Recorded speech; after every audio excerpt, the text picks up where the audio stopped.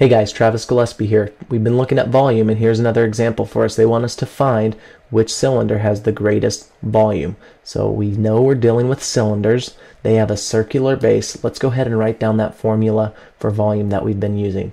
Volume is equivalent to capital B times H. Capital B represents the area of the base shape. Well, what's our base shape in both figures? It's a circle. So let's find out what the area of a circle is, or let's just remember what that area is.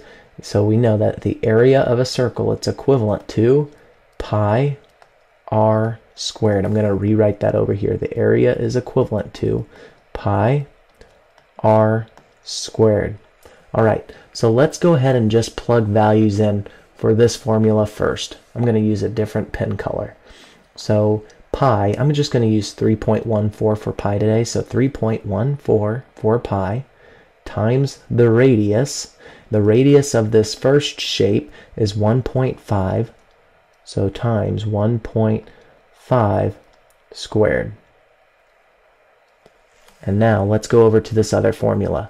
We have pi, which is 3.14 times the radius. Well, the diameter, it looks like the diameter of this circle is 6 centimeters. So I've got to take half of the diameter, which is 3. So times 3 squared. Okay, from here, let's write the volume formula down. So now I'm going to rechange pens back to blue. So the volume is equivalent to the area of the base shape. Well, that's this information in red. So we have 3.14 times 1.5 squared times, well, let's look at this real quick. We've used 1.5 squared, that's the radius of the circle. What's the height of this cylinder? Well, that's 12 centimeters, so we're going to multiply times 12 centimeters, or 12. Okay, so we have this formula written out. Now let's go ahead and write out this formula using that volume, or the volume formula using this information. So I have the volume is equivalent to, we have 3.14 times 3 squared, let's fix that 2 just a little bit, times the height of this object, which happens to be 6 centimeters. We've already used the information here for the circle. So the height has to be 6 centimeters. Let's go ahead and plug that in. So we have 6 here. Okay, well, one thing we can do is, our first step, we want to find the value for each exponent. So I'm going to find out what 1.5 squared is real quick, and that happens to be 2.25. So we have 2.25. So we have 3.14 times 2.25 times 12. Okay, let's find out. Well, we know that we have here, it should be 3.14. Now I'm going to close those parentheses, times 3 squared, which is 9, times 16. Or times 6, I apologize, that should be a 6. Cool. And I want to fix that 6 real quick. So let's go ahead and just rewrite that again. So 9 times 6. Okay, so now I have both equations written out, and I can calculate this a couple of ways. I can multiply straight through from left to right using multiplication, or I can do another cool trick. I can use the associative property here, since it's only multiplication only in both formulas, and that means I can group information, and rather than multiplying by 3.14 first, I can group 2.25 times 12 and find out what that information is. Also, I could do the same thing over here, group 9 times 6 here. In fact, I want to use different colors just so it stands out a little bit better. Let's go back to red.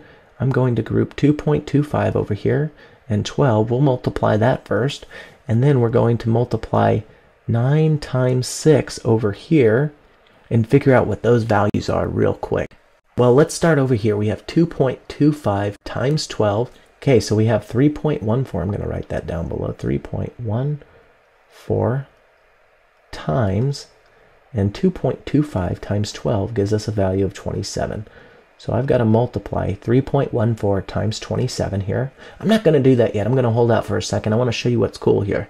I'm going to rewrite this information, 3.14 And now let's multiply 9 times 6, which gives us a value of 54. Okay, so what I can do from here, without even multiplying 3.14 times 54 and 3.14 times 27, I can just compare the other two values, 27 and 54. Now comparing these two values, I see that 54 is much larger than 27. So what I can do from there is assume that this value, when I multiply it, will give me a larger value than this one over here. Therefore, this cylinder has to have a larger volume. It has to be able to hold more. But don't take my word for it. Let's actually calculate it now. I'm just going to create a little bit more room on the screen. So starting with 3.14 times 27, well, 3.14 times 27 will give us a value of 84.78. So the volume here, the volume is equivalent to 84.78. Our units are centimeters, so centimeters cubed.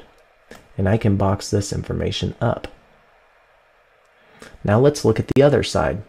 3.14 times 54 will give us a value of 169.56. So the volume here is equivalent to 169.56 centimeters cubed. And I can box this information up. And now, comparing the two volumes, I see that 169 is a larger volume than 84. Cylinder 2 has the larger volume. Cool stuff, guys. I'll see you in another problem.